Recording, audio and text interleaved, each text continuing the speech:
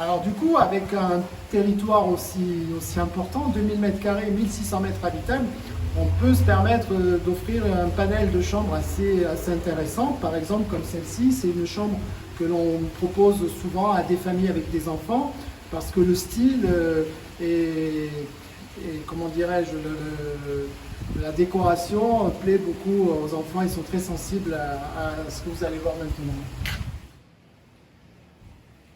Alors des couleurs assez pétillantes, assez osées, donc les enfants aiment bien ces petits détails, une poire bleue, un liron, et surtout ils se sentent assez sereins puisqu'ils entendent les parents qui sont dans la palmeraie, à proximité immédiate. Bien que ce soit un grand territoire, on est toujours à proximité, c'est ce qui rend cet endroit vraiment habitable. On revient sur la partie principale. Donc on voit toujours les caractéristiques, à la fois la dimension artistique, tous les espaces sont open, donc c'est vrai qu'il faut aussi que les clients s'adaptent à ce concept. Ce n'est pas le cas toujours, donc de se retrouver avec des espaces sans porte, sans rideau, c'est un peu novateur. Voilà. Donc ça casse un peu les codes de vie de nos maisons, voire même de lieux de vacances traditionnels. Donc là, je vous propose d'aller voir un appartement qui est très accompli. C'est la Suite Blanche. On est vraiment dans une superficie beaucoup plus grande, donc qui se trouve au niveau inférieur. Suivez-moi. Voici donc l'appartement Suite Blanche.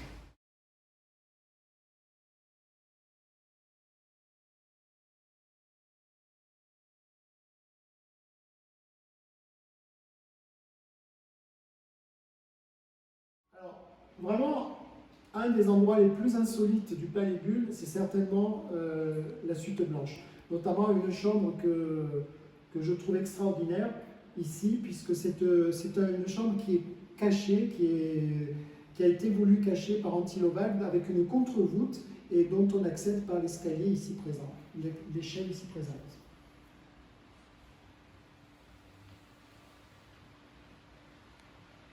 Alors une autre originalité du Palais Bulle, donc chaque suite, chaque chambre a une sorte de message, une sorte de symbole. Et lorsque M. Cardin est devenu propriétaire du Palais Bulle en 1992, il avait souhaité que ses collaborateurs artistes puissent intervenir et décorer, agrémenter les suites un petit peu selon leur inspiration, à leur façon, selon leur talent. C'est le cas pour cette suite qui s'appelle Les Origines du Monde, réalisée par Patrice Breteau et qui vraiment comporte quelques symboles vraiment intéressants que je vous invite à découvrir.